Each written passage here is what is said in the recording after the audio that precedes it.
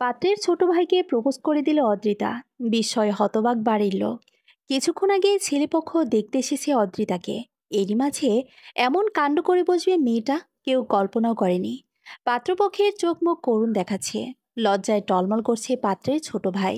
বড় ভাইয়ের জন্য দেখতে আসা মেয়েটা এভাবে প্রপোজ করে দিবে তা ধারণার বাইরে।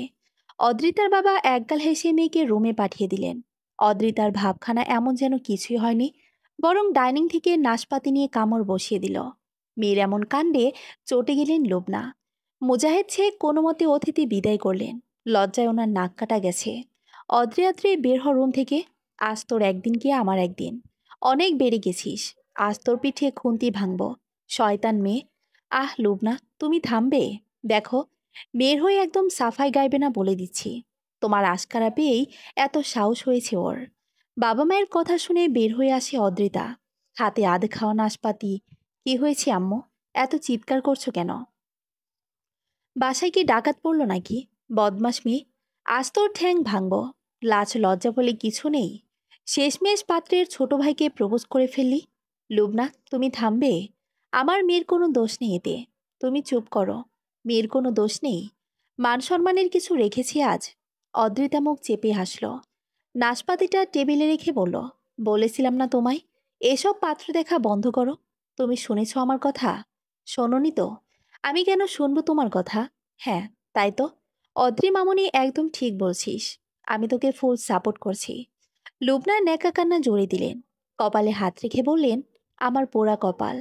বাপ বেটিতে মিলে আমার হাড় মাস কালি করে দিল।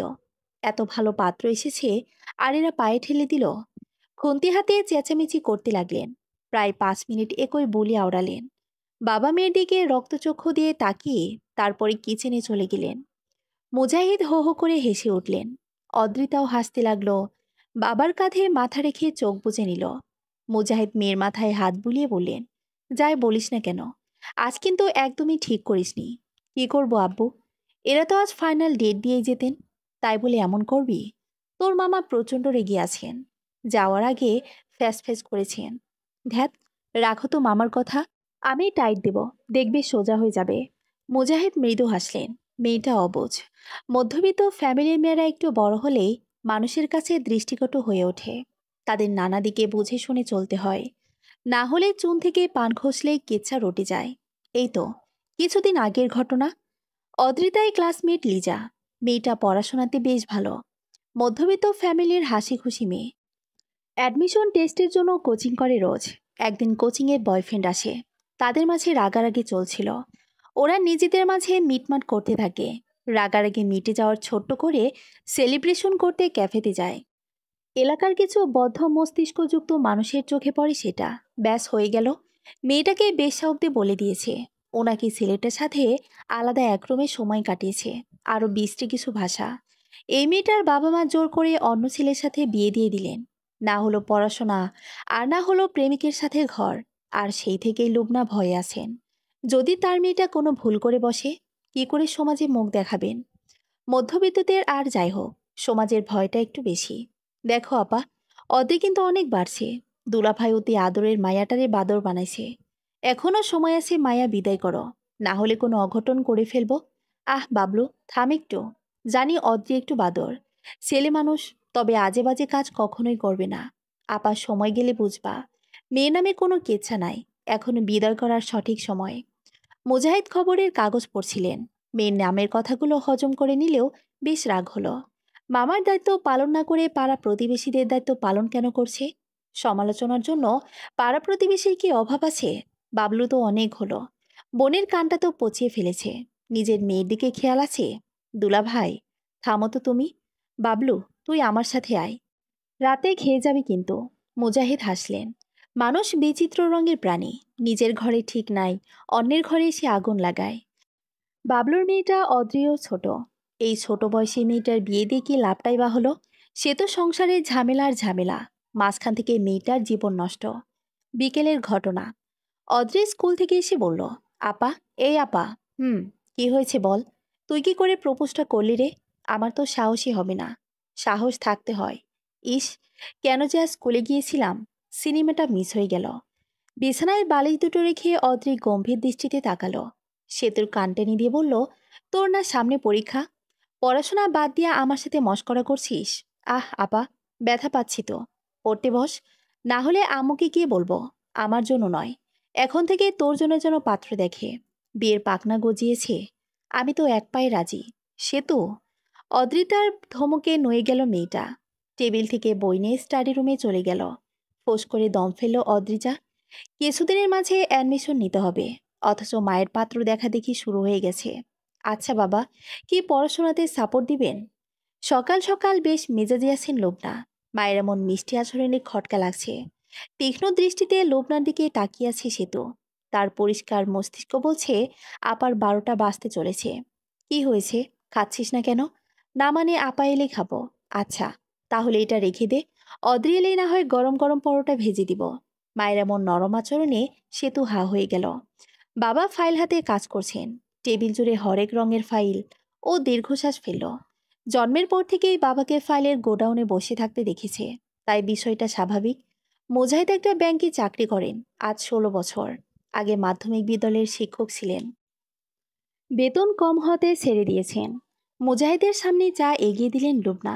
লুবনার হাতে চা অত্যন্ত বিষাদময়, কারণ অতিরিক্ত চিনি দেয় চায়ে।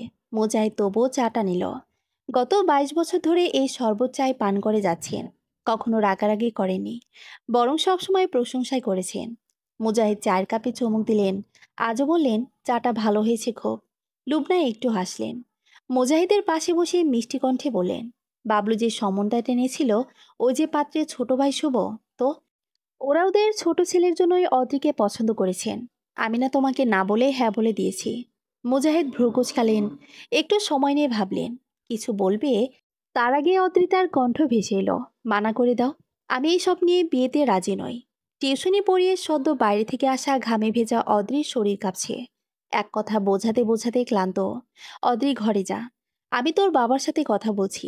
তুমি তো আমার বিষয় নিয়ে বলছো মা, আর কতবার বলবো? আমি এখন বিয়ে করতে চাই না। আব্বু, চুপ। তোর আব্বু আমায় কি বোঝাবে? ছেলে কুয়েতে থাকে, তুই নির্লজ্জের মতো কাজ করেছিস, তারপরও তারা তোকে বউ হিসেবে চায়। তোর জন্য বড় ছেলেকে বাদ দিয়ে ছোট ছেলেকে বিয়ে করাতে যায়, আর তুই নাকচ করছিস। শোনো আম্মু, আমি এই বিয়ে করব না। ছেলে কি করে এসবে আমার কোনো আগ্রহ নেই। ওনারা বেহায়া না হলে আবার আসতেন না। অদ্রি, মুজাহিদ বলে চেঁচিয়ে উঠলেন। মামের মাঝে যেতে চাইছিলেন না উনি, তবুও যেতে হচ্ছে। অদ্রিমা, আব্বু তুমি অন্তত বিয়ের কথা বলো না। অদ্রির কথায় অসহায় ভাব, চোখের পানি চিকচিক করছে। মুজাহিদ দীর্ঘশ্বাস লুকিয়ে বললেন, তুই যা বলবি তাই হবে। লুবনা রেগে গেলেন, হাতে থাকা গ্লাসটা ধুম করে টেবিলে রাখলেন। চোখে পানি নিয়ে চেঁচাতে লাগলেন, আবার আর কি? আমি এই সংসারীকে, কোনো মূল্য আছে আমার কথার?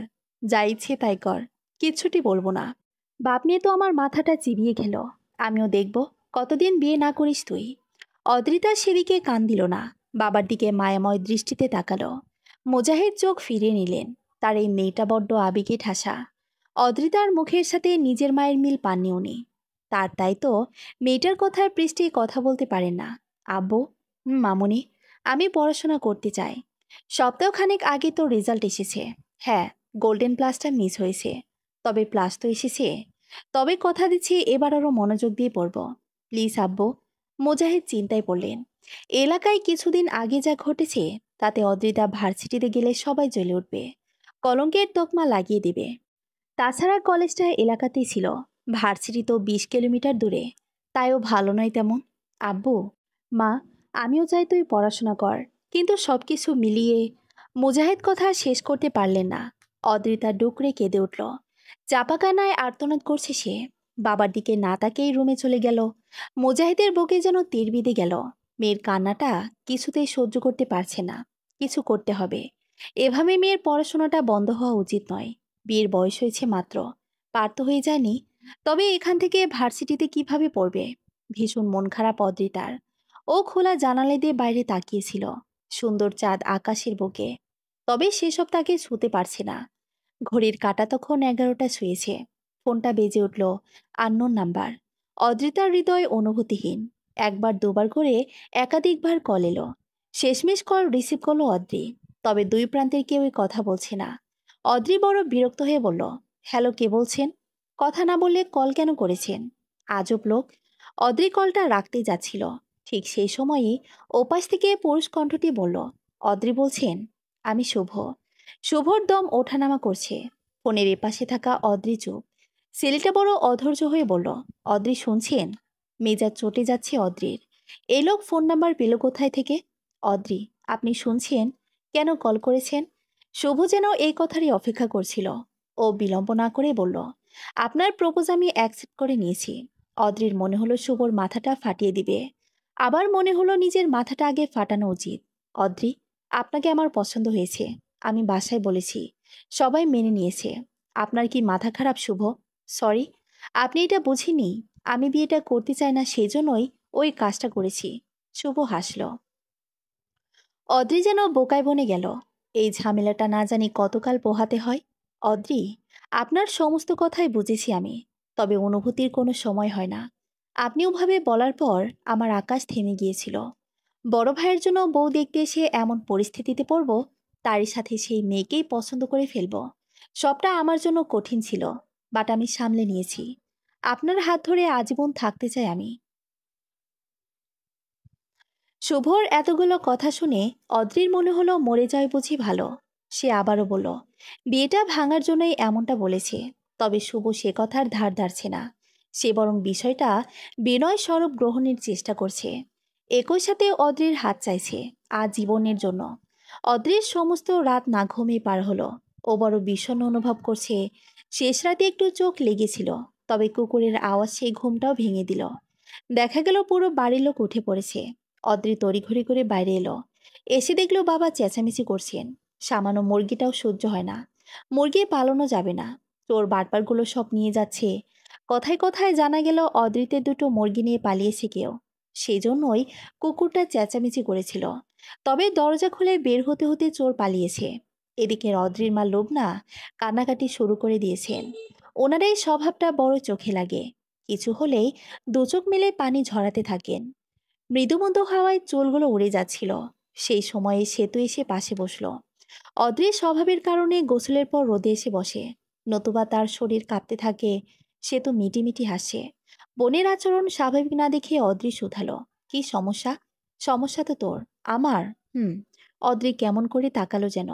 সেতু কিছুটা গা ছাড়া ভাব দেখাচ্ছে। সেতু, তুই হাসছিস কেন? কারণ তোর দেওয়ানা নিচে বসে আছেন। অদ্রি চোখ বড় হয়ে গেল। দেওয়ানা বলতে কার কথা বলছি সেতু? ছাদ থেকে নেমে অদ্রির মনে হলো বাসা থেকে বের হয়ে যেতে পারলে বুঝি শান্তি মিলত। সোফায় আরাম করে বসে আছে শুভ। তার সমাদর চলছে। লুবনা যেন শুভকে মেয়ের জামাই ধরে নিয়েছেন। অদ্রিকে দেখে মৃদু হাসল শুভ। ছেলেটার চোখে মুখে ভালো লাগা। অদ্রি চোখ ঘুরিয়ে নিজের রুমে এসে বসে রইল। খানিক বাদে সেতু এসে বলল, আপু, মা তোকে ডাকছে। কেন? তোর দেওয়ানার জন্য সাথে কথা বলার জন্য। আশ্চর্য, আমি জানি না। তুই আয়, নতুবা মা আসবে। অদ্রি গেল না। কপট রাগ দেখিয়ে রুমের দরজা বন্ধ করে বসে রইল। লোবনা এলেন কিছু সময় পরই। অদ্রি, দরজা খোল। আমার মাথা ব্যথা করছে মা, পরে এসো। এখন তোর মাথা ব্যথা শুরু হলো? বদরামের জায়গা পাস না? উফ মা। দরজা খুলতেই ঘরে প্রবেশ করলেন লোবনা। কণ্ঠ নামিয়ে বললেন, এখনো চুলগুলো ঠিক করিসনি? পাগল তুই। ছেলেটা বসে আছে সেই কখন থেকে। কথার মাঝেই তিনি মেয়ের চুল গোছাতে লাগলেন। অদ্রি হাবুলের মতো বসে আছে। চুল গোছানো শেষ হলে লুবনা বললেন, যা, আর কোনো বদরামি করবি না। মা, তুমি কি পেয়েছো বলো তো? অদ্রি, মা, আজ না হয় কাল বিয়ে তো করতে হবে তাই না? শুভ কতটা ভালো ছেলে সেটা তো দেখছিসই। বিদেশে বড় চাকরিও করে। পারিবারিক অবস্থাও ভালো। আর কি চাই বলতো মা? অদ্রি কিছু একটা বলতে নিয়েও থেমে গেল। তার ভালো লাগছে না। এই ঝামেলা কি কখনোই যাবে না? পুকুর পাড়ে এসে বসেছে অদ্রি আর শুভ। শুভ দেখতে সুন্দর, চেহারাটাও মায়াই রয়েছে। তবে অদ্রির হৃদয়ে কোনো অনুভূতি নেই। ওর মন মস্তিষ্ক নিজের ক্যারিয়ার দিকে চলছে। কত স্বপ্ন, কত আশা। অনেকটা সময় পর শুভ বলল, অদ্রি, আপনি আপসেট? হুম। সোজাসাপটা বলায় হাসল শুভ। অদ্রি সেই হাসি দেখে বরং বিরক্ত হলো। আপনি বিষয়টা মজার ছলে নিচ্ছেন কেন শুভ? আমি চাই না বিয়ে করতে। কাউকে পছন্দ করেন? অদ্রি সরু চোখে তাকালো। সত্যি বলতে তার পছন্দের কেউ নেই। যদি শুভকে থামাতে পছন্দ আছে কথাটি বলে, তবে মা আজই বিয়ে দিয়ে দিবেন। তাই প্রশ্নটা এড়িয়ে গেল অদ্রি। শুভ কিন্তু নাছর বান্দা। সে বলল, যাক, এই দিক তাহলে ক্লিয়ারই আছে। আমি জানি আপনি চান না বিয়ে করতে, কারণ আপনার মনে সংশয় বিয়ে হলে আপনি ক্যারিয়ারে বাধাগ্রস্ত হবেন। কথাটা ঠিকই বলেছে শুভ। তবে অদ্রি কিছু বলছে না। শুভ একটু সাহস সঞ্চয় করে মেয়েটির আরেকটু নিকটে এসে বসল। অদ্রি কিছুটা ভয় পেয়ে বলল, শুভ, দূরে সরে বসুন। শুভ মৃদু হাসল। মেয়েটির এই স্বভাব তার বড় ভালো লেগেছে। যে মেয়ে নিজেকে শুদ্ধ করে রাখতে চায় সে নিশ্চয়ই স্ত্রীরূপে সেরা। ভয় পাবেন না। এমন কিছু করব না যাতে কলঙ্ক হবে। তবে জেনে রাখবেন, এই হাত ছোঁয়ার অধিকার শুভ নিয়ে ছাড়বে। অদ্রি, আপনি শুধু আমার, শুধুই আমার। দোতানায় কাটল দুদিন। অদ্রির মন মস্তিষ্কে শুভর বলা কথাগুলো প্রভাব বিস্তার করল। ছেলেটা এমন করে কেন বলল? অদ্রি নিজেকে সামনে নিল কিছুদিনের মধ্যেই। শুভ নামক মানুষটাকে সে মনেও করল না। এদিকে কিন্তু সময় পেরিয়ে যাচ্ছে। অ্যাডমিশন টেস্ট ঘনিয়ে আসছে। নানান চিন্তায় বোধ হয়ে আছে অদ্রি। তার পড়াশোনা একেবারেই হচ্ছে না। পড়তে গেলেই মনে হচ্ছে সব নতুন। এই নিয়ে দুদিন কান্নাকাটিও করল। লুবনার মোজাহিদ মেয়ের অবস্থাটা বুঝতে পারলেন। এদিকে শুভ সব স্বাধীনতা দিতে চায় অদ্রিকে। তাই লুবনাও দ্বিমত করলেন না। মেয়ের পড়াশোনার ব্যাপারে ওনারা সিদ্ধান্ত নিলেন মোজাহিদের বন্ধু রৌফ গাজীর বাসায় পাঠাবেন। ভদ্রলোক মোজাহিদের ভাই স্বরূপ। ছোটবেলায় একসাথে ঘুমিয়েছে কত। সব মিলিয়ে একটু হলেও শান্তি পেল অদ্রি। তার পড়াশোনাটা তবে হবে। এখন টার্গেট নিজের স্বপ্নের ভার্সিটি। বাস ড্রাইভারের অশ্রাব্য ভাষার গালিতে ঘুম ভাঙল অদ্রিতার। মেয়েটা ঈষৎ ভয় পেয়ে গেছে। চোখ পিটপিট করে চাইতে মনে হলো কি এক নিদারুণ কষ্ট লুকিয়ে ওর মাঝে। এদিকে বাস ড্রাইভার অন্য এক ড্রাইভারের সাথে গালিগালা জুড়ে দিয়েছে। ওর পাশে থাকা নারীটি বোধহয় কিছুটা বুঝতে পেরেছে। তাই ভরসার কণ্ঠে বলল, ভয় পাবে না, শহরে নতুন। দুদিকে মাথা কাত করিয়ে হ্যাঁ বোঝালো অদ্রি। সে এমনিতে সাহসী, তবে কেমন যেন একটা ভয় কাজ করছে। ঠিক হয়ে যাবে। শহরে আছেন তো, কত কিছু দেখবেন এমন। অদ্রি আর কিছু বলল না। ঘাড় ঘুরিয়ে গেল ইট পাথরে আবৃত শহরের পানে। গুমোট বাতাস, অট্টালিকার মানুষের গাদাগাদি। এক মুহূর্তের জন্য অদ্রির মনে হলো দম বন্ধ হয়ে আসে। সে মারা যাবে। একটি নির্দিষ্ট ঠিকানায় পৌঁছালো অদ্রি। তার মাথায় ব্যথা করছে। শহরে আসাটা তার জন্য একটা চ্যালেঞ্জ ছিল। বাবা অবশ্য আসতেন, তবে একটা কাজ পড়ে যাওয়ায় আশা হয়ে ওঠেনি। এদিকে অদ্রির ভার্সিটি অ্যাডমিশন টেস্ট কাছে থাকায় একাই আসতে হলো তাকে। সে বেশ বড় মুখ করে বলে এসেছে একাই যেতে পারবে। পথে মা কতবার কল করেছেন সেই হিসেব নেই। যাক, অবশেষে পৌঁছালো অদ্রি। সে কিছুটা ভীত হয়েছিল। একেবারে অজপাড়া গায়ের মেয়ে নয় সে। তবে এই গণ্ডিটা পেরিয়ে আসা হয়নি, তাই এত ভয়। একটা লম্বা শ্বাস নিয়ে বাড়িটার দিকে এগোলো অদ্রি। ভীষণ সুন্দর বাসাটা। অদ্রির ভালো লাগলো। সে ধীর পায়ে এগিয়ে যেতেই দারোয়ান বলল, কি চাই? মামা, এটা রূপ আঙ্কেলের বাসা? জি, আমি ওনার কাছে এসেছি। আমার বাবা ওনার বন্ধু। দারোয়ান একবার ভালো করে অদ্রিকে দেখলেন। তারপর কল করলেন কাউকে একটা। অদ্রি ততক্ষণ ওভাবে দাঁড়িয়ে রইল। কথা শেষ করে তবেই বাড়ির ভেতরে যাওয়ার অনুমতি পেল অদ্রি। পুরো ব্যাপারটা অদ্রির কাছে শ্বাসরুদ্ধকর ছিল। অদ্রি কিছুটা মন খারাপ করে বাড়ির ভিতর প্রবেশ করলো। আশেপাশে মানুষ নেই, কেমন নীরব পরিবেশ। সেই জন্যই কিনা ওর বেশি ভয়। এর মধ্যেই হুট করে ফোনটা বেজে উঠল। চট করে রিসিভ করলো অদ্রি। অদ্রি, আমি শুভ বলছি। আপনি পৌঁছে গেছেন? অদ্রি ভেবেছিল মা ফোন করেছেন, তাই চট করে রিসিভ করেছে। ওপাশে থাকা শুভ পুনরায় বলল, অদ্রি শুনছেন? জি, পৌঁছে গেছি। কথাটি শেষ করে কল রাখতে যাচ্ছিল ও। তবে এতে শুভকে অপমান করা হয়, তাই ও পুনরায় ফোনটি তুলল। ওপাশ থেকে শুভ হেসে বলল, ভেবেছিলাম আপনি বুঝি কল রেখে দিবেন। অদ্রি কিছু বলল না। শুভই বলল, ঠিক আছে, সাবধানে থাকবেন, পরে কল করব। শেষ বাক্যটিতে অদ্রির মনে হলো বড় জোর গলায় বলতে, আর কল করবেন না, আমার ভালো লাগে না। তবে বলা হলো না। অদ্রির ব্যাগ দুটো হাতে তুলে নিয়ে বাড়ির সদর দরজা দিয়ে প্রবেশ করলো। চারপাশের সাজসজ্জা দেখে আনমনেই হা হয়ে গেল ও। এ ধরনের বাড়ি সাধারণত সিনেমাতে দেখানো হয়। রূপ আঙ্কেলরা ধনী, তবে এত ধনী এটা আশা করেনিও। ধন সম্পদ মানুষটি অহংকারী করে তুললেও রূপের পরিবার এদিক থেকে আলাদা। তারা ভীষণ মিশুক প্রকৃতির। বিশেষ করে রফির স্ত্রী রোকেয়া। তিনি তো অদ্রিকে কন্যার মতন ট্রিট করছেন। অদ্রি ভীষণ অবাক হচ্ছে সবকিছুতে। খাওয়া দাওয়ার পর্ব শেষ করে অদ্রিকে ঘরে দেখিয়ে দেওয়া হলো। আলিশান বাড়ির আলিশান কক্ষ। অদ্রির এবার ভালো লাগছে। এই পরিবেশটা তার পছন্দ হলো। মায়ের সাথে কথা বলে সে গোসল সেরে নিল। জার্নি করায় ক্লান্ত ছিল, তাই তুলতুলে পেটে গা ছোঁয়াতে ঘুম এসে দু চোখ ভরিয়ে দিল। সন্ধ্যায় ঘুম ভাঙল অদ্রির। এবার শরীর চাঙ্গা লাগছে। হাত মুখ ধুয়ে সে এলো ড্রয়িং রুমে। রৌফ আর রোকেয়া বসে আছেন, হাতে চা। ঘুম ভেঙেছে মা? জি আন্টি, টায়ার্ড ছিলাম তো, তাই অনেকটা সময় ঘুমিয়েছিলাম। ভালো করেছো। এখন বলো, চা খাবে নাকি কফি? চা খাবো আন্টি। আচ্ছা, আসো তাহলে। কথাটি বলে উঠতে নিয়েছিলেন রোকেয়া। অদ্রি বাধা দিয়ে বলল, কিচেন থেকেই তো, আমি নিতে পারবো। রোকেয়া যেন কিছুটা খুশি হলেন। মেয়েটার স্বাভাবিক ভাব দেখে তার স্বস্তিও দিচ্ছে। কেটলি থেকে গরম গরম চা নিল অদ্রি। চা ওর সবসময় প্রিয়। যে কোনো সময়ে চা পানে অভ্যস্ত সে। কেটলিটা রাখার সময় নজরে পড়ল বৃহৎ জানালা দিয়ে বাগান দেখা যাচ্ছে। সেখানে আবার ফোয়ারাও রয়েছে। রাতের আধারে বড় সুন্দর দেখাচ্ছে। আকাশসম আগ্রহ নিয়ে ফোয়ারার দিকে এলো অদ্রি। চেয়ে রইল, দারুণ সুন্দর এটি। তাই শুয়ে দেখার লোভ সামলাতে পারিনি। যেই না ছুতে যাবে অমনি একটি কণ্ঠ ভেসে এলো এখানে কে? পুরুষ কণ্ঠ। অদ্রির সামান্য ভয় পেয়ে গেছে। তাই পিছনে না ঘুরেই বলল, জি আমি। আমি কে? আমি মানে। বাক্যটি পুরো করার আগেই পুরুষটি পুনরায় বলল, এখানে কি? এবার অদ্রি আসলেই ভয় পেল। সে ঘুরে তাকানোর সাহস পাচ্ছে না। কণ্ঠটা একটু বেশি ভয়াল যেন। চওড়া দেহের পুরুষটি সামনে এসে দাঁড়ালো। অদ্রির শুকনো ঢোক গিলছে। ছেলেটা বেশ মেজাজ নিয়ে বলল, নাম কি? অদ্রিতা শেখ। ক্লাস এইচএসসি দিয়েছি। এখানে কেন? এই প্রশ্নের জবাব দিতে গিয়ে যেন বিব্রত হচ্ছে অদ্রি। ও সরু চোখে তাকালো। দেখলো পুরুষটি গম্ভীরভাবে তাকিয়ে আছে। ওর কেন যেন কান্না পাচ্ছে। নিজের সত্তা হারিয়ে ফেলেছে যেন রাগীব। ওকে ভয় দেখাচ্ছ কেন? কণ্ঠটি রোকেয়ার। ধরে প্রাণ ফিরে পেল অদ্রি। তাকালো অসহায় দৃষ্টিতে। রাগীব একটু জোরেই হেসে ফেল। রোকেয়া ছেলের নিকট এসে বললেন, তুমি কবে ঠিক হবে বলো তো? কখনোই ঠিক হব না আম্মু। বাট ও যে এত ভীতু তা জানতাম না। ভীতু শব্দটি বলায় অদ্রির মুখশ্রী ফ্যাকাশে হয়ে এলো। সে ভীতু? সত্যি কি তাই? বিপরীতে কোনো জবাব এলো না। রোকেয়া অদ্রির মাথায় হাত রাখলেন। ভয় পেও না। ও আমার ছেলে রাগীব। বড় দুষ্ট। ওফ আম্মু, বড় দুষ্ট হয়েছে তুমি। বয়স হলো, তবে বুদ্ধিটা হচ্ছে না। অদ্রিকে সরি বলো রাগীব। বাক্যটি বলে রোকেয়া অদ্রির দিকে তাকালেন। অদ্রি বলল, ঠিক আছে আন্টি, সরি বলতে হবে না। কথা বললেও রাগীব কিন্তু সরি বলতে ভুলল না।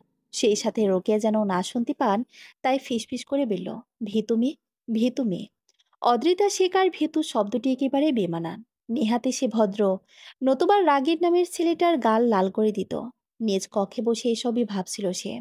অমন সময় কলটা বেজে উঠল। বড় বিরক্ত হলো অদ্রি। রিসিভ করলো না। তবে ও পাশের ব্যক্তিটিও থেমে নেই। লাগাতার কল করে চলেছে। এবার অদ্রি কল রিসিভ করলো। তবে ট্রু শব্দটিও করলো না। ওপাশ থেকে কণ্ঠটি বলল, অদ্রি, আমি শুভ বলছি। শুভ? আপনি কখনোই আমার জন্য শুভ নন। সর্বদা অশুভ হয়ে কেন আসেন বলুন তো? রাগীবের ঘরের লাগোয়া বারান্দাটা একটু বেশি সুন্দর। বিশাল আর খোলা হওয়াতে এর সৌন্দর্য অধিক চোখে পড়ে।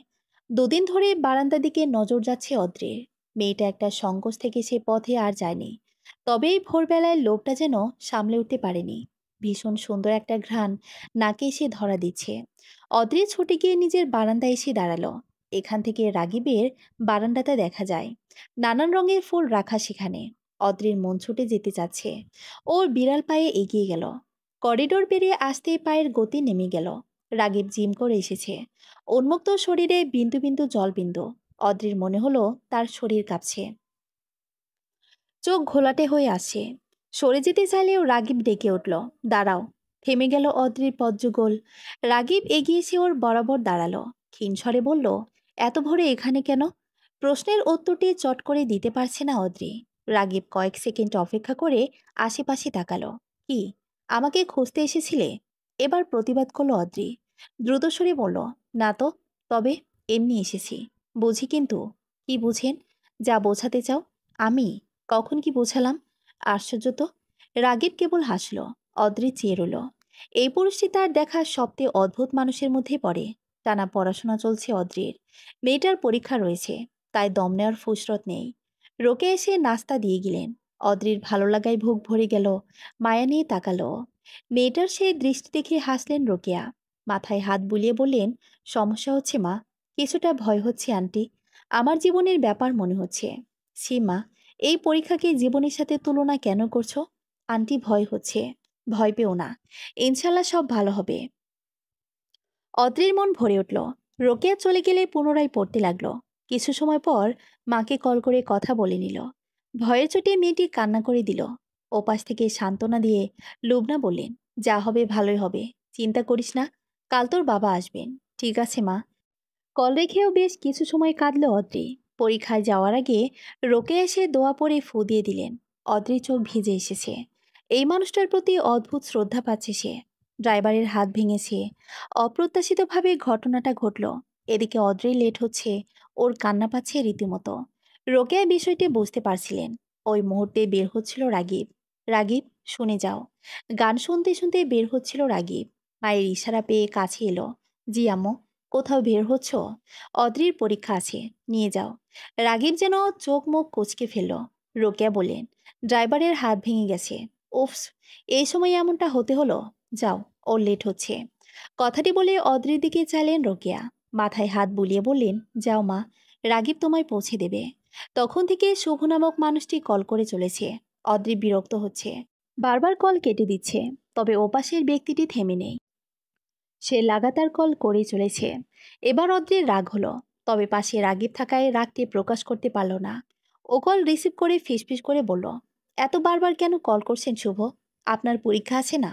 আমি বিরক্ত হই শুভ। আপনি কেন বোঝেন না? আপনাকে আমার পছন্দ নয়। প্রথমবারের মতো শুভকে এভাবে প্রত্যাখ্যান করলো অদ্রি। শুভ কিন্তু কষ্ট পেল না। বিনিময়ে হেসে বলল, তাতে কি? আশ্চর্য মানুষ আপনি। অদ্রি, আপনাকে আমার অনেক বেশি মনে পড়ে। অদ্রি থেমে রইল, কি বলবে বুঝতে পারছে না। শুভ ওপাশ থেকে বলল, ভালো করে পরীক্ষা দিবেন, আর মনে রাখবেন আপনি আমার। কলটি কেটে যেতে রাগীব বলল, বয়ফ্রেন্ড? অদ্রির শক্তপোক্ত জবাব, না। রাগীব হাসল। সেই হাসিতে কেমন অপমান বোধ করলো অদ্রি। দাঁত কামড়ে বসে রইল। কিছু সময় যেতেই রাগীব বলল, তুমি বড় চালাক মেয়ে। হঠাৎ এটা কেন বললেন? একসাথে দুটো ছেলেকে ঘুরাচ্ছ। অদ্রির মাথায় যেন আকাশ ভেঙে পড়ল। রাগীব হেসে চলেছে, ভয় পেও না, মজা করে বলেছি। এটা কোনো মজার মধ্যে পড়ে না। আপনি এমনটা কেন করলেন? দুঃখে অদ্রির কান্না পেল। রাগীব গাড়ি থামিয়ে বলল, এমনি বলেছি। আপনি এমনি বলেননি, অন্য কিছু মিন করছেন। আমাকে খারাপভাবে প্রেজেন্ট করলেন, অথচ বিষয়টা এমন নয়। এই যে ফোনের ওপাশে থাকা ব্যক্তিটি যে ছিলেন, তার নাম শুভ। যে কিনা আমার কেউ না। কেউ না মানে কেউ না। তাকে আমি পছন্দ করি না, একদমই না। কথাগুলো বলতে বলতে কান্নায় ভেঙে পড়ল অদ্রি। রাগে বুঝল সে হয়তো কিছু ভুল করেছে, তবে দুঃখ প্রকাশের ফুসরত মিলেনি। তার আগে গাড়ি থেকে নেমে গেছে অদ্রি। চোখের জল মুছে এগিয়ে চলেছে কেবল। পরীক্ষা ভালো হয়েছে। অদ্রির মন কিছুটা ভালো। সে ফুরফুরে মেজাজে বের হতে দেখল রাগীব দাঁড়িয়ে আছে। কেন যেন একটা অভিমানে সে চেপে ধরল ওকে। ও অন্যদিকে চলে যাচ্ছিল। অমন সময়ে মেয়েটির হাত স্পর্শ করল পুরুষটি। কোথায় যাও? আপনাকে কেন বলবো? রাগ দেখাচ্ছ? দেখাচ্ছি। বাপরে, তোমার এত তেজ! তেজ কথাটি বলতে অদ্রি ঘুরে তাকালো। রাগীব মিটিমিটি হাসছে। ছাড়েন, আপনি অনেক খারাপ। জানি তো। এভাবে হাত ধরে আছেন কেন? ধরলে সমস্যা? অবশ্যই সমস্যা। শুভ এসে আপনাকে ইচ্ছে মতন মারবে। রাগীবের যেন হাসি পেল। সে অবশ্য হাসিটা লুকিয়ে রাখার প্রয়াস করল না। অদ্রি অন্যদিক ফিরে রাকিব শুধালো, শুভ সাহেবের এত জোর? অদ্রি চুপ। রাগীব আর বিষয়টি ঘাটালো না। আলতো হাতে মেয়েটির চুল টেনে বলল, সরি, আসো এবার। অদ্রি চুপ করে চলতে লাগলো। পথে বেশ অনেকবার কথা বলার চেষ্টা করলো রাগীব, তবে অদ্রি চুপ। আশ্চর্য আর অদ্ভুত লাগলেও কোনো এক অদৃশ্য টানে পুরুষটির প্রতি গাঢ় অভিমান দেখাতে পারছে সে। অথচ বিষয়টি স্বাভাবিক দৃষ্টিতে একদম স্বাভাবিক নয়। পরের দিনই সকাল থেকে মন ভালো নেই অদ্রির। বাবা আসবেন নিতে, অথচ ওর মন যেতে চাইছে না। এই না যেতে চাওয়ার জন্য দায়ী রাগীব। ছেলেটার প্রতি অন্যরকম একটা টান অনুভব হচ্ছে, কিন্তু এটাকে কি বলা যায় সেটা বুঝে আসে না। এ নিয়েও ভীষণভাবে দ্বিধায় ভুগছে ও। কান্না পাচ্ছে, তবে সে উপায় নেই। সকাল থেকে রোকেয়া ভীষণ যত্ন করে চলেছেন। একটু পরপরই দেখতে আসেন। রোকেয়া না থাকলে সত্যি কেঁদে ফেলত ও। সব থেকে খারাপ লাগছে, রাগীব নামের পুরুষটি চোখে দেখাও দিচ্ছে না। লোকটার অন্তরে একটু কি মায়া নেই? আবার একটা অভিমান জমল। অদ্রিদ্রুত সবকিছু গুছিয়ে নিল। তখন বাজে 11টা। মুজাহিদ এসে পড়েছেন। অদ্রিও তৈরি, কিন্তু রাগীব নেই। এবার সত্যি কান্নায় চোখ ভিজে গেল ওর। ব্যাগপত্র নিয়ে বলল, আব্বু, তুমি এসো, আমি সামনে আগাই। কথাটি শেষ করে এগিয়ে গেল অদ্রি। কান্নায় তার চোখ ভেজা, লাল হয়ে আছে মুখটা। বের হতেই চোখ পড়ল রাগীবকে। ছেলেটা একটু দূরে দাঁড়িয়ে। তার পাশে আরেকটি বলিষ্ঠ পুরুষ। দুজন কথা বলছে। অদ্রির ইচ্ছে হলো ছুটে যেতে, তবে কোনো এক অদৃশ্য বল তার পদ্মকুল টেনে ধরে রাখল। মুজাহিদ এলেন। শুরু হলো বিদায় পর্ব। অদ্রি গাড়িতে উঠে বসেছে। রাগীব তখনও কাছে আসেনি। অদ্রির অভিমান আরও গভীর হলো। তবে পুরুষটিকে দেখার লোভ সামলাতে পারল না। তবে কখন চাইল যখন রাগিবকে দেখা গেল না, তার পরিবর্তে দেখা মিলল রাগিবের বন্ধু রাজবীর। চোখ মেলতেই অদ্ভুতভাবে শিহরিত হলো অদ্রির সমস্ত শরীর। সে ঘুমিয়ে পড়েছিল। মাত্র কিছু সময়েই ট্রেনের হুইসেল বেজে গিয়েছে, অর্থাৎ ট্রেন চলছে। অদ্রির দু চোখেই ঘুম, ক্লান্ত শরীর। কতদিন পর আবার শহরে যাচ্ছে। সেই যে আবার বাবার সাথে এলো, তারপর আর যাওয়া হয়নি। সময় চলে গিয়েছে মাসখানেক। বাইরের রাত্রেই নেমে এসেছে, সেই সাথে বাড়ছে ঠান্ডা হাওয়া। ঈষৎ অনুভব হলো অদ্রির। মনে হচ্ছে একটা শক্তপোক্ত ব্যথা গলা দিয়ে নেমে যাচ্ছে। বেশ কিছুদিন ধরে এমনটা হচ্ছিল, তবে সে পাত্তা দেয়নি। বোধহয় এবার জ্বর এসেই গেল। অদ্রি সিট থেকে নেমে সুটকেস থেকে মোটা একটি চাদর নামিয়ে নিল। তারপর পুরো শরীরে জাপটি দিয়ে চোখ বুজল। তবু তার শীত কমল না। বেশ কিছু সময় যেতে মনে হলো পুরো ট্রেন ভীষণ নীরব। একটা পাখির আওয়াজও নেই। তবে ঘুমের চোটে চাওয়ার মতন শক্তিটুকু পেল না। পুনরায় ওর ঘুম ভাঙল মাঝরাতের দিকে। আশেপাশে তাকিয়ে বুঝলো যাত্রীরা সবাই ঘুমিয়ে জল। তবে ওর ঠিক বরাবর একজন ব্যক্তি ভীষণ মনোযোগে বই পড়ছে। এক পাশটা দেখে অদ্রির মনে হলো লোকটা ওর পরিচিত। তাই কেমন কৌতূহল জাগলো। তবে উঠে এসে জিজ্ঞাসা করার মতন পরিস্থিতি নেই। পাশে যদি ঝামেলা হয় সেই ভয়ে। তাই বারবার উকিঝুঁকি দিয়ে সবটুকু চেষ্টা দিয়ে আড়ালে আবডালে মানুষটার মুখশ্রী দর্শন করার প্রয়াস করলো। তবে পারল না।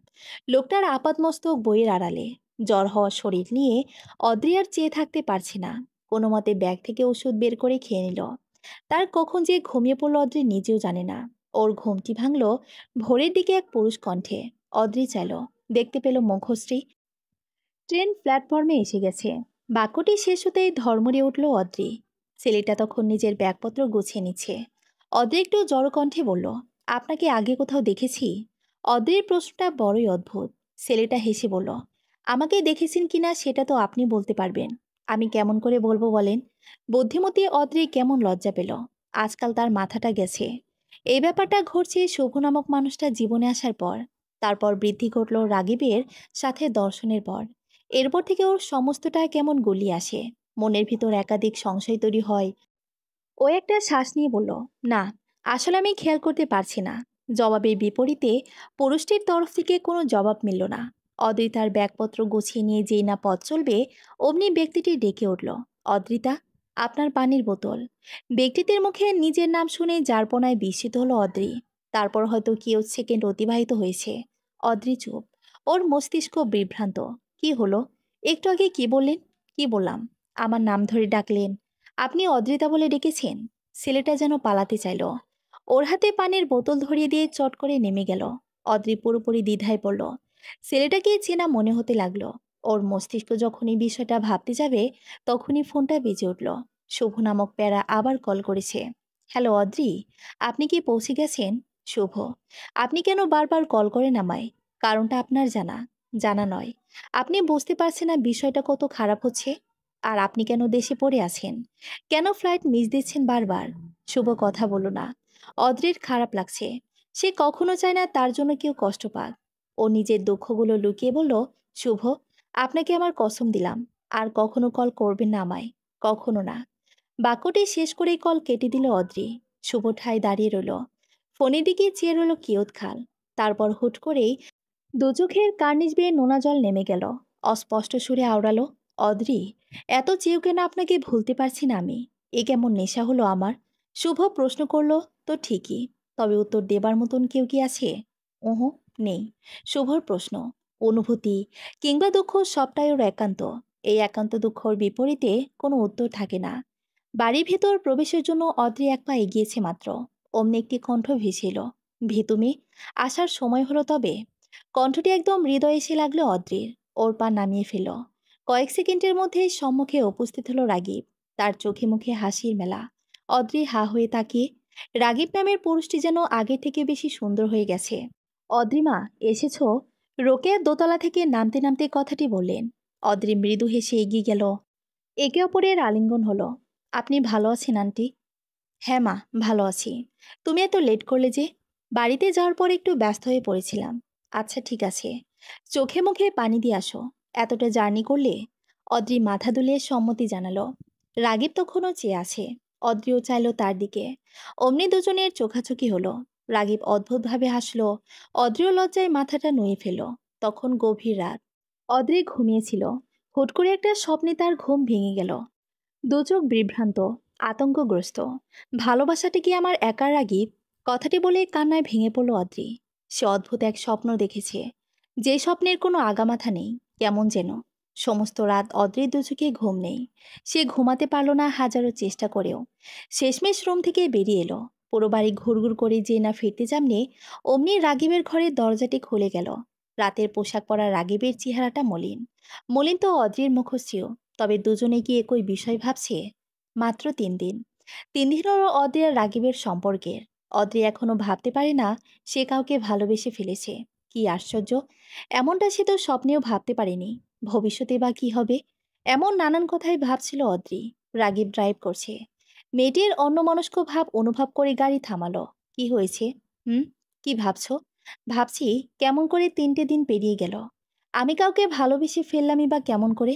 সবটা এত দ্রুত আর অবিশ্বাস্য যে। রাগে ভেসে মেয়েটির হাত টেনে নিল। চুমু খেলো হাতের উল্টো পিঠে। সম্পর্ক নিয়ে খুশি নও? এমনটা নয় রাগীব, বাট আমার ভাবতে কষ্ট হচ্ছে। প্রথম সম্পর্কে এমনটা হওয়া অস্বাভাবিক না। অদ্রি কেবল হাসলো, কিছু বলল না। রাগীব পুনরায় গাড়ি চালাচ্ছে। মৃদুমন্দ হাওয়া অনুভব হতেই দু চোখ বন্ধ করে রইল অদ্রি। ওর দিকে তাকিয়ে রাগীবের মনের ভেতর শত প্রজাপতি উড়ে যেতে লাগলো। অদ্ভুত লাগে সবটা। অদ্রির সাথে রাগীবের সম্পর্কটা খুব দ্রুতই এগোচ্ছে। রাগীব যত্নশীল, সর্বদা খোঁজ খবর রাখে। মাঝে মাঝে অদ্রির মনে হয় এই পৃথিবীটা এত সুন্দর রাগীবের সাথে সম্পর্ক না হলে ও সত্যিই জানতো না। স্বভাব তো ওই গোসল শেষে চুল শুকাচ্ছে অদ্রি। তার চুলগুলো রাগীব একটু বেশি পছন্দ করে। যখনই কাছে আসবে তখনই ছুঁয়ে দেখবে। চুলের গন্ধ নিয়ে বলবে এই চুলে মাদক রয়েছে। অদ্রি তখন কি এক লজ্জায় নুয়ে থাকে। অথচ কোনো কালে সে লাজুক ছিল না। সব কেমন স্বপ্ন, একঘোর। অদ্রি চোখ বন্ধ করেও রাগীবের উপস্থিতি টের পেল। এর কারণ ছেলেটার গায়ে মাখা পারফিউম। ও যখন চোখ মেলে চাইল, মৃদু হেসে বলল, রাগীব। কেউৎকাল যাওয়ার পরও রাগীবও কোনো জবাব দিল না। অদ্রি হেসে পিছন ঘুরে তাকালো। না, কেউ না। অদ্রি একটু অবাক হলো। ছেলেটা তার সাথে মজা নিচ্ছে।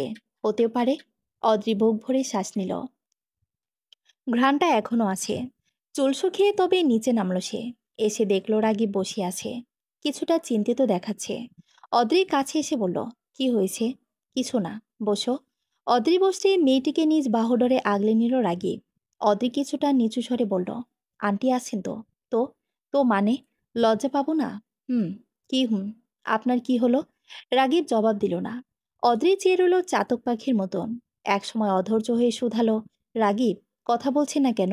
রাগীব চাইল। তার চোখে মুখে চিন্তা দৃশ্যমান। অদ্রি দুহাতে পুরুষটির গাল ছুঁয়ে দিল। কি? তেমন কিছু না। বলবেন না? সত্যিই কিছু না।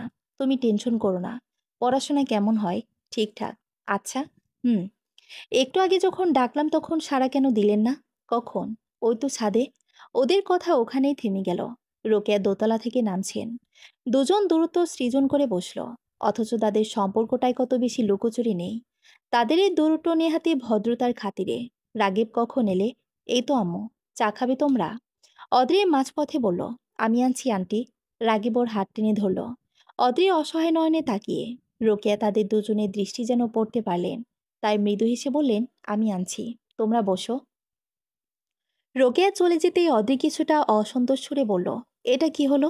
রাগীবের ভাবলেশহীন জবাব, কি আবার? আপনি আন্টির সামনে অমন কেন করলেন? কারণ এমনি। উফ, আপনি একটা অদ্ভুত লোক।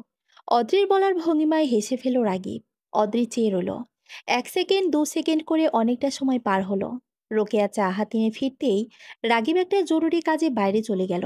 চা খাওয়ার হলো না। এতে মন খারাপ নেমে এলো অদ্রির চোখে মুখে। রোকেয়া মেয়েটির মাথায় হাত রাখলেন। কিছু সময় হাত বুলিয়ে দিয়ে বললেন, ও ফিরে আসবে মা, টেনশন করো না। কি এক অদৃশ্য ব্যথায় অদ্রির দু চোখ ভরে উঠল। রোকেয়া মাতৃ স্নেহে কন্যাটিকে কাছে টেনে নিলেন। ভরসার সাথে বললেন, খুব দ্রুত দুজনের বিয়ের ব্যবস্থা করব। পরের দিন ভার্সিটি থেকে আসার পথে একটি মহিলার সাথে ধাক্কা লাগলো। অদ্রি বেশ ব্যথা পেল। ব্যথার চোটে হাঁটতেও তার কষ্ট হচ্ছে। পথের যাত্রীরা তাকে টেনে উঠিয়ে রিকশা করে বাড়ি পাঠালো। এই খবরটি রাগে পেতে ছুটে এলো অফিস থেকে। তাকে বিভ্রান্ত লাগছে। এদিকে অদ্রির পায়ের বেশ কিছু অংশ আঘাতপ্রাপ্ত। হাতেও চোট লেগেছে। ঠোঁটের এক কোণ কেটে গেছে। সব মিলিয়ে খুবই বাজে অবস্থা। রাগী বেশি মেয়েটির যত্ন শুরু করে দিয়েছে। কেমন যেন করছে। তার এই অবস্থা দেখে অদ্রি চুপ। রাগীবের প্রতি তার ভালোবাসাটা কেমন বেড়েই চলেছে। ওর কান্না পাচ্ছে। একটা মানুষ এতটা ভালোবাসতে পারে? এক গ্লাস পানি পান করে ঘুমাতে এলো অদ্রি। রাগী বেশি মেয়েটির মাথায় হাত বুলিয়ে দিয়েছে। অনেক নির্দেশ দিয়েছে। সবটা শুনতে হয়েছে অদ্রিকে। চোখ বন্ধ করে অদ্রির ঘুম আসছে না। কি এক যন্ত্রণা! অদ্রির খুব ইচ্ছে করছে ফোন চাপার। সে উঠে এসে ব্যাগ থেকে ফোনটা বের করলো। ব্যাগের চেন লাগাতে যাবে অমনি কিছু একটা নজরে পড়ল। একটা খামের মতন।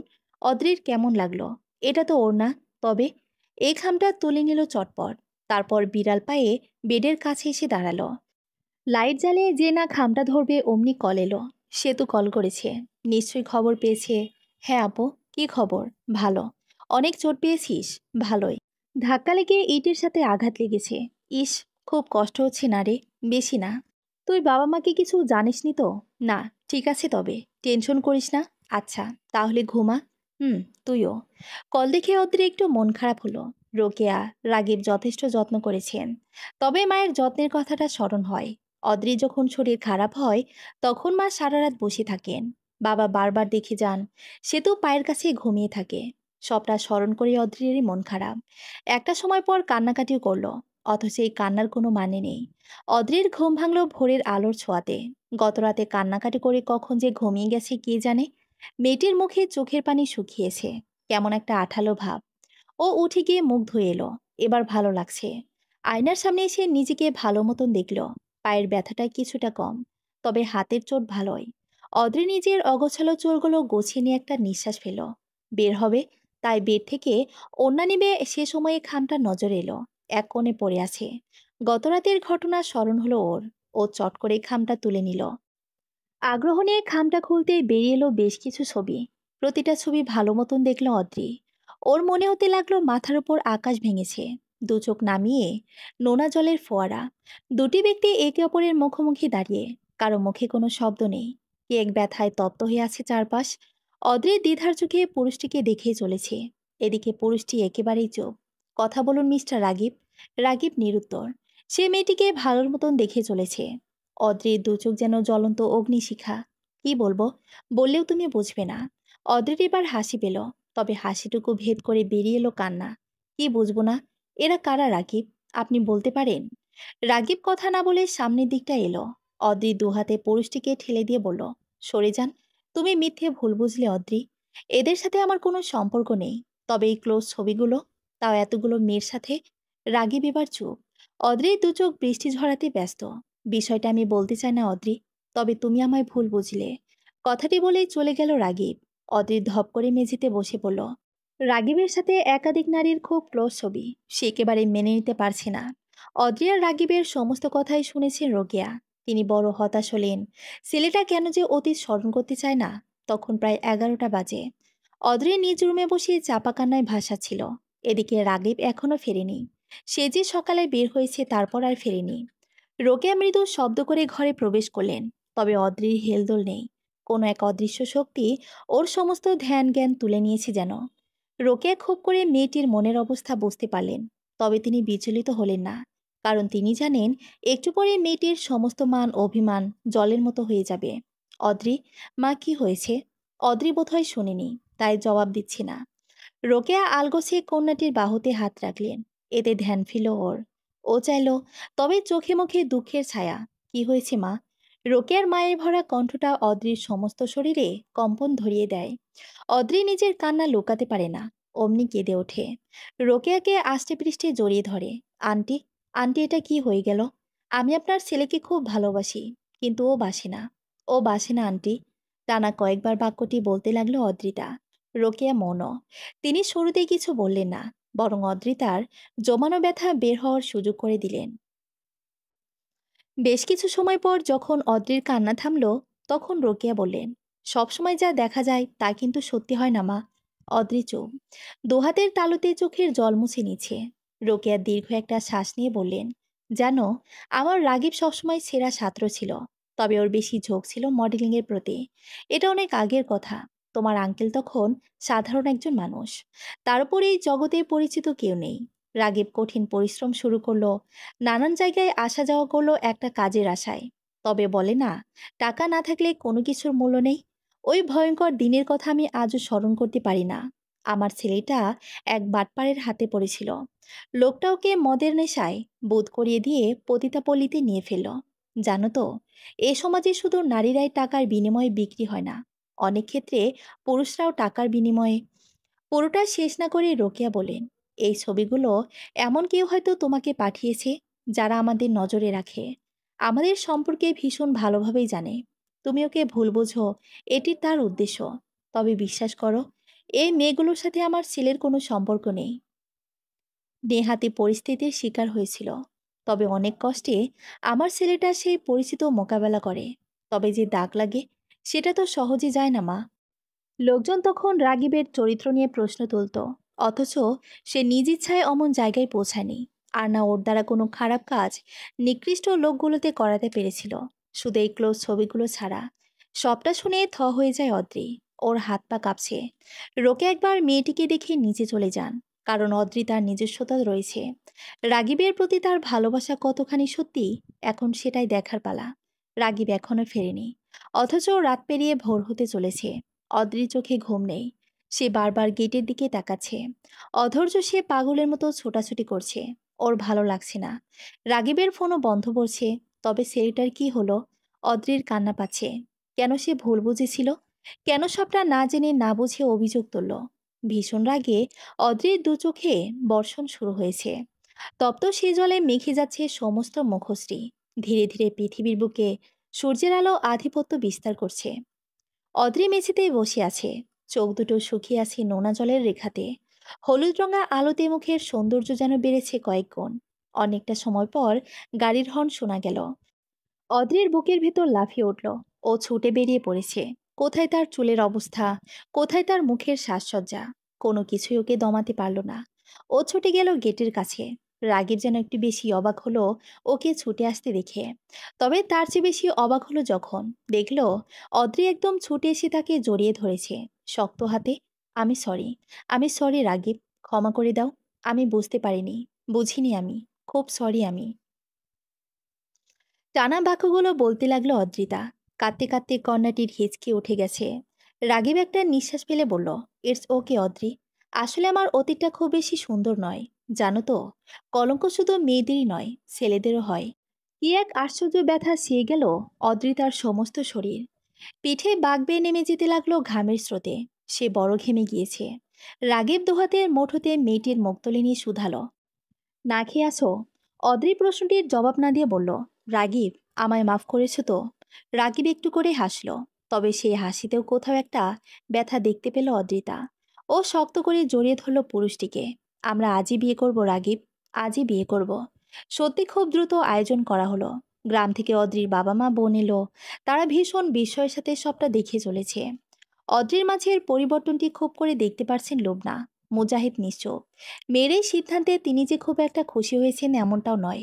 অদ্রি নিজের রুম থেকে তৈরি হয়ে বাবা মায়ের কাছে এলো। লুবনা মেয়ের দিকে এক পলক দৃষ্টিতে তাকিয়ে আছেন। মুজাহিদও তাই। তাদের সেই ছোট্ট অদ্রি আজ এত বড় হয়ে গেল যে নিজে সবটা সিদ্ধান্ত নিয়ে অতিথির মতন করে তাদের জানালো। প্রচণ্ড আক্রোশ থেকে কন্যাকে চড় মারলেন মুজাহিদ। অদ্রি কিন্তু কোনো প্রতিক্রিয়া জানালো না। ও বরং বাবা মায়ের পা ছুঁয়ে সালাম করে বলল, আব্বু আম্মু, দোয়া করো যাতে আমি পৃথিবীর সব থেকে সুখী হই। বিয়ে ঠিক আগ মুহূর্তে পালিয়ে গেছে অদ্রিতা। এমন খবর পেয়ে লুবনা আর মুজাহিদের চোখে মুখে অন্ধকার নেমে এসেছে। রৌফ এসে মুজাহিদের পাশে দাঁড়ালেন। আফসোস করে বললেন, শেষমেশ মেয়েটা এ কাজ করবে আমরা কেউই ভাবতে পারিনি। জানি না কোন বুদ্ধি থেকে এ কাজটি করলো। মুজাহিদ লজ্জায় মুখ তুলতে পারছেন না। লুবনা তো যায় যায় অবস্থা। তার মেয়েটা এতটা বিগড়ে গেল।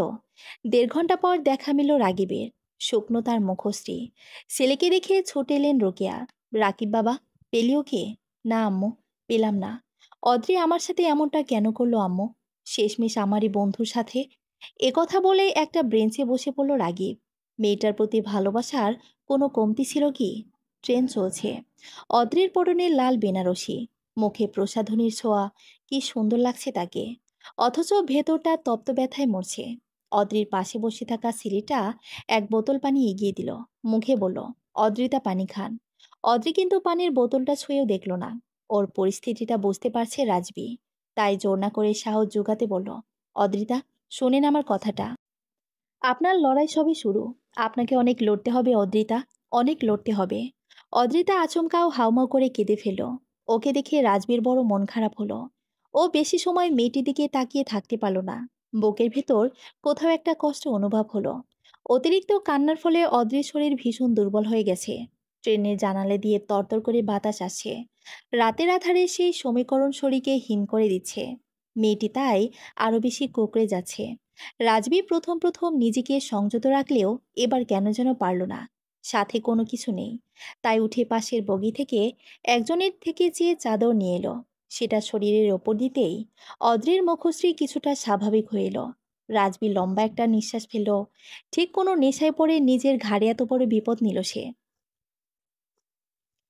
নিজের জীবনের সিদ্ধান্তগুলো নিতে শিখেছে অদ্রি। ছোট থেকেই তো চটপটে সে। তবে প্রেমের ব্যাপারে এত বড় ভুল হবে তা কি কেউ জানতো? হুম, না। অদ্রির জীবনটা কেমন যেন, যে থাকতে চাইলো তাকে সে ফিরিয়ে দিয়েছিল। আর যে ভাগ্যে পণ্যের মতো ব্যবহার করলো, তার কাছেই শান্তি খুঁজেছিল। অথচ ভাগ্য কার সাথে পাঠালো? অদ্রির এই জীবন বড় সংকটপূর্ণ। কে জানে কি আছে মেয়েটির ভাগ্যে। যেখানে এতদিনের পরিচিত ভালোবাসার মানুষ রাগিবী চরম নিকৃষ্ট বের হলো, সেখানে তারই সঙ্গী রাজবি নামক মানুষটাই বা কেমন হবে? অদ্রি জানে না। জানে না সে কোনো আধারে এক টুকরো আলো খুঁজে চলছে। ট্রেনের বিরক্তিকর শব্দেই ঘুম ছুটল অদ্রির। ও উঠে দেখলো আশেপাশে কেউ নেই। স্বাভাবিকভাবে এত বড় একটা ঘটনার পর ওর মস্তিষ্ক চাপে রয়েছে। তার উপর নিজেকে একা দেখেও আরো বেশি করে বিভ্রান্ত হয়ে উঠল। ও চিৎকার করে উঠল। কয়েকবার চেঁচিয়েও বের হতে চাইল। ঠিক সেই সময়ই একটা শক্তপোক্ত দেহ গিয়ে ঠেকলো ওর মাথাটা। ও ভীত হয়ে যাওয়া মুখশ্রী দেখেই রাজবি বলল, অদ্রিতা, ভয় পাবেন না, আমি আছি। আপনি শান্ত হয়ে বসুন। স্বাভাবিক হতেই কিয়ৎক্ষণ সময় লাগলো অদ্রিতার। ও জানালার পাশে এসে বসল। রাজবীর হাতে খাবার, সেটা এগিয়ে দিয়ে বলল, অনেক সময় ধরে না খেয়ে আছেন, খাবারটা খেয়ে নিন। অদ্রিতা ঘাড় ঘুরিয়ে চাইল। দেখল রাজবী নামের পুরুষটিকে। এই ব্যক্তিটিকে এর আগে আরো দুবার দেখেছে সে। প্রথমবার রাগীবের সাথে, আর দ্বিতীয়বার ট্রেনে। তবে তখন চট করেই বুঝে উঠতে পারেনি ব্যাপারটা। অদ্রির মৌনতা দেখে রাজবী পুনরায় বলল, খাবারটা নিন।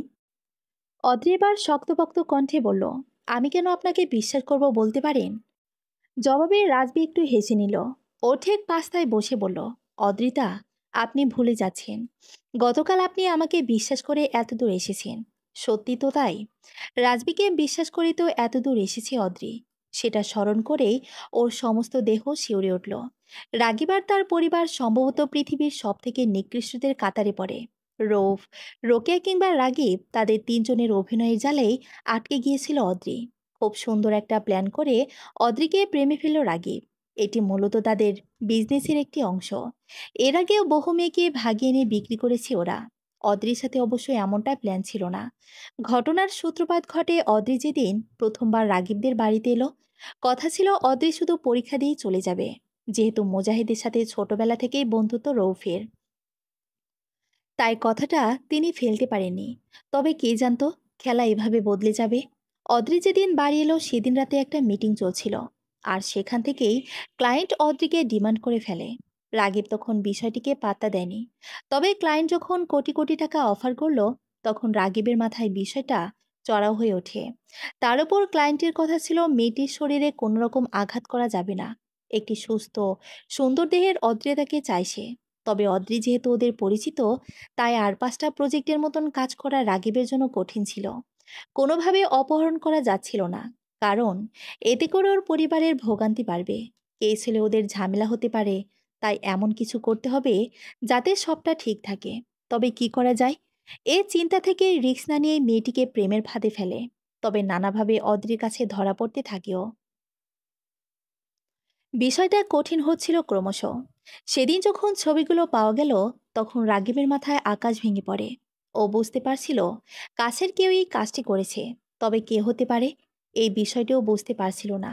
রোকেয়া যেভাবে অদ্রিকে বোঝ দিয়েছিল, তারপর রাগিব বেশ অনেকটাই চিন্তামুক্ত হয়েছিল। তবে অদ্রি বিয়ে ব্যাপারে তাড়াহুড়ো করলো। তখন রাগিব চাইলেও নিষেধ করতে পারত না। এতে অদ্রি হাতছাড়া হতে পারত। তার নানান কৌশলে বিয়ের মিথ্যে প্ল্যানটা সাজালো। রাজবীকে বলা হয়েছিল অদ্রিকে বলতে গেটের বাইরে রাগিব অপেক্ষা করছে। কোনো এক সারপ্রাইজ আছে, সেই অনুযায়ী সবটা হলো। তবে শেষে একটু টুইস্ট এলো। রাগীব দেখাতে চেয়েছিল অদ্রি রাজবীর সাথে পালিয়ে গেছে, সেটা সাকসেসফুল তো হলোই। তবে টুইস্ট এলো তখনই, যখন সত্যি অদ্রিকে নিয়ে পালালো রাজবী। সবটা বুঝতে পেরে চিৎকার করে উঠল রাগীব। জিনিসপত্র ভাঙতে লাগলো। এতদিন কাঠে নাড়া মানুষটা ছিল রাজবী, তারই সামনে দিয়ে তার করা প্ল্যানে তাকে মার দিয়ে গেল তার পোষা ছেলেটা, যাকে চোখ বন্ধ করে বিশ্বাস করত রাগীব। পরিশিষ্ট। আজ ২ বছর হতে চলো অদ্রি একটি কেজু স্কুলে পড়াচ্ছে। ছোট ছোট বাচ্চাদের পড়াতে ওর ভালোই লাগে। অদ্রির আজ ক্লাস কম ছিল, তাই আগেই ছুটি হয়েছে। ও বের হয়ে দেখলো স্কুলের বাইরে অপেক্ষা করছে রাজবী। ছেলেটার প্রতি অসম্ভব কৃতজ্ঞ। এই মানুষটা ছিল বলে রাগীব আর তার পরিবারের নিকৃষ্টতা থেকে বেঁচে গিয়েছিল। শুধু তাই নয়, এই যে বেঁচে আছে, বলা চলে বেশ ভালোভাবে বেঁচে আছে, এই সবটা রাজবীর জন্য। ছেলেটা নিজের জানের মায়া ত্যাগ করে রাগীবের মতন হায়নার চোখ এড়িয়ে অদ্রিকে আগলে নিয়েছিল। তবে সব থেকে দুঃখের বিষয়টি হলো, আজও বাবা মায়ের সাথে যোগাযোগ করতে পারল না অদ্রি। এর কারণ রাগীব। যদি কোনোভাবে জানে বাবা মায়ের সাথে অদ্রির যোগাযোগ আছে, তবে তাদেরকে মেরে ফেলতে দুবার ভাববে না নিকৃষ্ট লোকটা। তাছাড়া বাবা মা এই বিষয়গুলো জানতে পারলে কষ্ট পাবেন। সেই সাথে নানান সমস্যাও রয়েছে। রাজবী অনেকটা সময় ধরে দাঁড়িয়ে আছে। অদ্রির ভাবলেশীন চাহনি দেখে মুখের সামনে হাত দিয়ে শব্দ করল। এতে করে ধ্যান ভাঙল ওর। কোথায় হারিয়ে গিয়েছো?